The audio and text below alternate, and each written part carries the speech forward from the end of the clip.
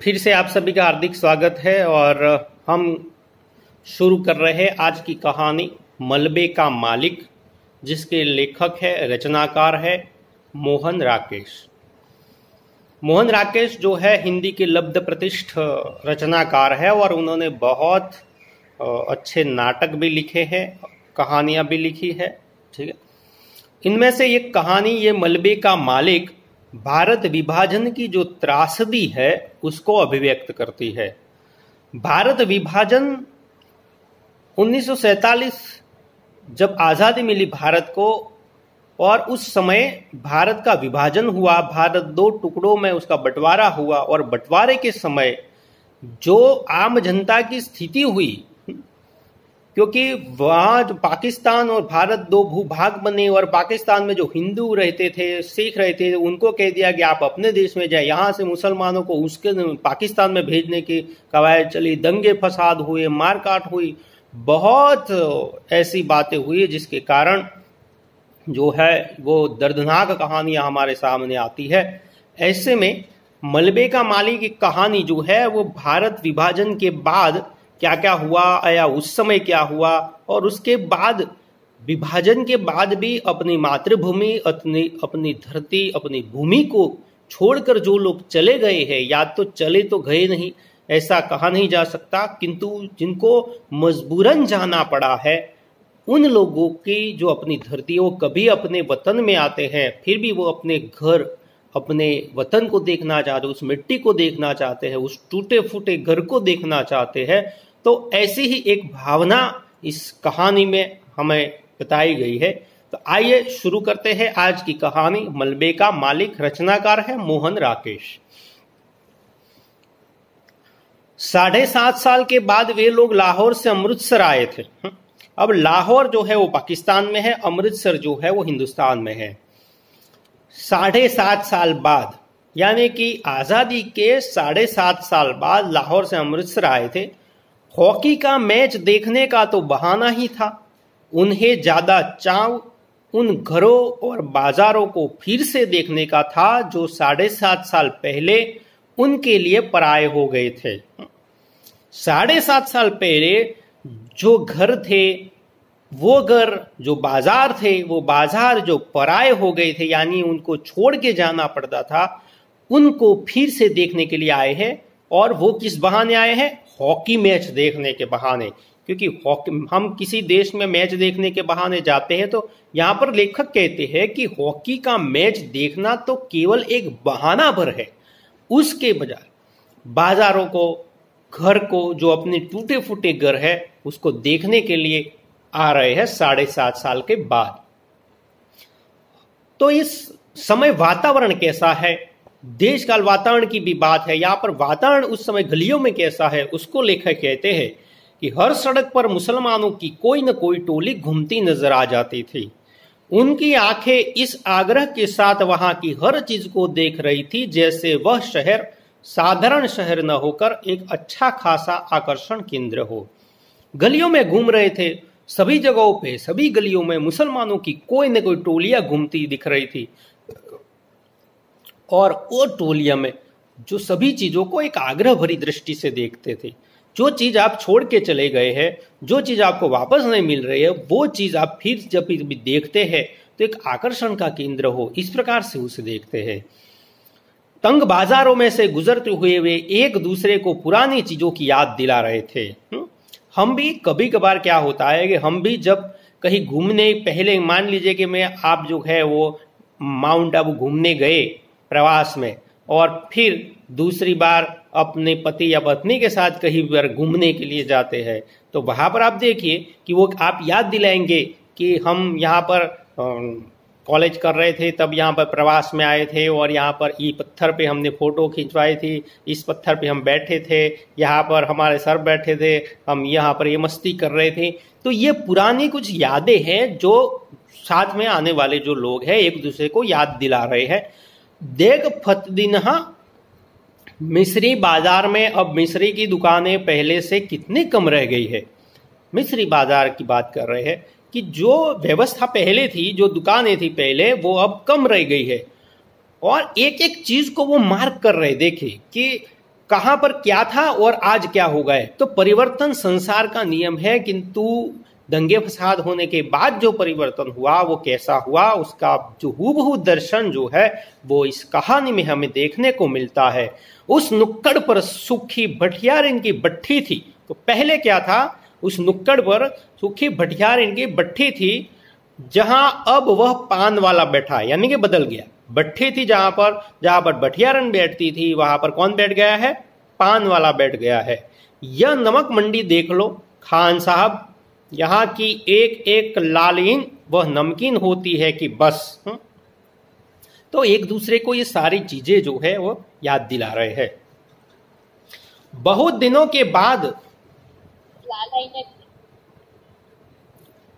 Hello, हाँ बोलो। नमकीन जो है वो लालाइन की तरह होती थी, यानी कि एक प्रकार से वो, जैसे कि कहाँ पर आप भावनगर के गांठिया जिसे हम कहते हैं तो उसका एक अलग प्रकार होता है, तो इस प्रकार के एक नमकीन भी यहाँ पर होती है।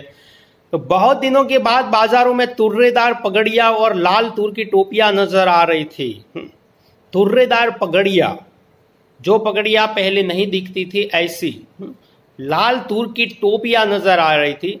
लाहौर से आए मुसलमानों में काफी संख्या ऐसे लोगों की थी जिन्हें विभाजन के समय मजबूर होकर अमृतसर जाना पड़ा था। अमृतसर से जाना पड़ा था, यानी अब लेखक जो मूल बात पर आ रहे हैं, विभाजन के समय मजबूरन नहीं जाना, मजबूरन मतलब नहीं जाना था, फिर भी जाना पड़ा। आपको कोई कहे कि आपको ये घर रात तक छोड़ देना है तो कैसी हालत होगी, और आपको तो केवल घर ही छोड़ना हो तो ठीक है, ये तो देश छोड़ने की बात है, और वो कोई व्यवस्था नहीं, कैसे जाएंगे, किस में बैठ के जाएंगे, कोई व्यवस्था नहीं। तो ऐसी स्थिति में ये जो हालत हुई थी, मजबूरन लोगों को जाना पड़ा था, वो 7.5 साल में आए अनिवार्य परिवर्तनों को देखकर कहीं उनकी आंखों में हैरानी भर जाती और कहीं अफसोस गिराता, वल्लाह कटरा जयमल से इतना चौड़ा कैसे हो गया। यानी कि लोगों को भी वो देख रहे हैं कि जो लोग पहले दुबले पतले थे अब ये चौड़ा हो गया है। क्या इस तरफ के सब मकान जल गए थे, यानी कि जो मकान जल गए हैं उसको देखकर वो कहते थे कि उस समय जो मकान थे वो जब जल गए थे। यहाँ हकीम आसिफ अली की दुकान थी ना, अब यहाँ एक मोची ने कब्जा कर रखा है। 2002 में भी ऐसे दंगे फसाद हुए थे अहमदाबाद में और सभी जगहों पे। सौराष्ट्र में वैसे कम था, किंतु हमारी तरफ, जैसे कि मैं वहाँ पर था और मैं उस समय शायद 9वीं या 10वीं कक्षा में पढ़ रहा था, 10वीं कक्षा में या 9वीं कक्षा में था शायद। तो उस समय ये हालत थी, और जब पढ़ने जा रहे थे स्कूलों में, और हमें तो इस जो बात होती है गंभीरता उसकी बिल्कुल नहीं थी, हमें ऐसा कुछ नहीं था। और हमारी स्कूल भी मुसलमान की बस्ती में थी और वहाँ से ही गुजरना पड़ता था आते जाते समय। तो मैं भी चला गया था, मुझे उसकी कोई गंभीरता नहीं थी। फिर मुझे किसी ने बताया कि भाई ऐसा ऐसा होता है, तुम भाग जाओ, और वहाँ से मैं जो भागा था उस वक्त। तो ये जो स्थितियाँ होती है, ठीक है, और फिर क्या होता है, दंगे फसाद होते हैं तो कई लोग लूटफाट करते हैं, कई लोग जो है कुछ ना कुछ लेकर भागते हैं। तो ऐसी स्थितियां जब होती है तब कुछ लेखक ये कहते हैं कि सब कुछ बदल जाता है, किसी की चीज पर कोई कब्जा कर लेता है, किसी के स्थान पर कोई कब्जा कर लेता है। यहाँ पर एक मोची ने कब्जा कर रखा है, आसिफ अली की दुकान थी जहां पर, और कहीं कहीं ऐसे भी वाक्य सुनाई दे जाते, वली यह मस्जिद जो की त्यों खड़ी है, इन लोगों ने इसका गुरुद्वारा नहीं बनाया। तो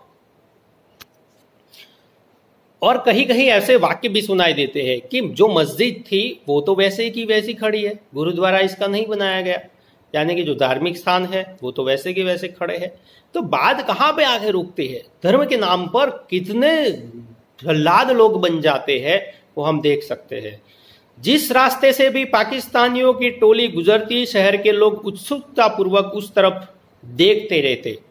कुछ लोग अब भी मुसलमानों को आते देखकर आशंकित से रास्ते से हट जाते, जबकि दूसरे आगे बढ़कर उनसे बगलगिर होने लगते। यानी कि लोग तो हम पहचानते हैं, मैं यहाँ से चला जाऊं या 10 साल के बाद आऊं तो भी जो लोग मुझे पहचानते हैं वो तो पहचानते ही होंगे, ठीक है।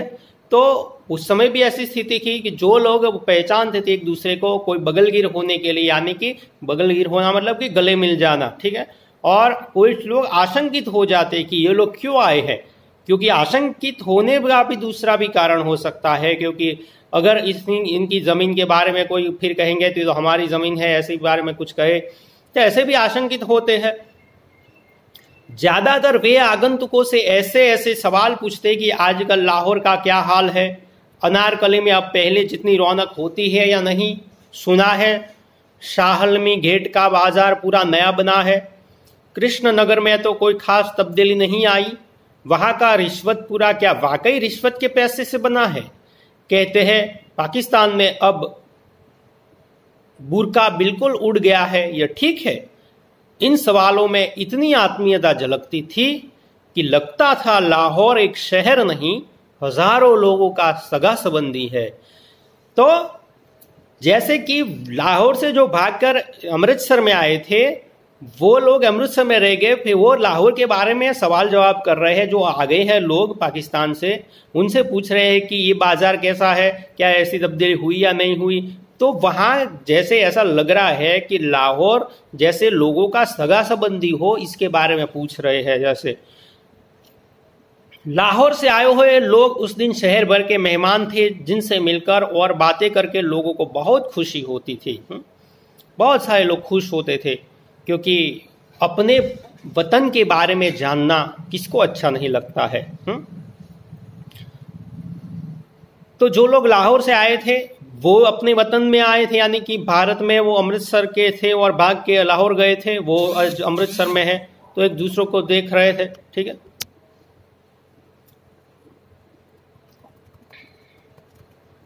बाजार बांसा अमृतसर का एक उजड़ा बाजार है, जहां विभाजन से पहले ज्यादातर निचले तबके के मुसलमान रहते थे। जातिवाद हमारे यहाँ पर इतना हावी है कि हम देखते हैं कि उसमें भी किसी भी धर्म में, किसी भी जात में भी जातिवाद होता है। तो यहाँ पर जो थे वो ज्यादातर निचले तबके के मुसलमान रहते थे। वहाँ ज्यादातर बांसों और शहतीरों की दुकानें थी, बांस की जो चीजें आती है उसकी दुकानें थी, जो सब की सब एक ही आग में जल गई। बांस एक लकड़ी होती है और जैसे ही आग लगी तो एक ही आग में पूरा जो बाजार है वो जल गया।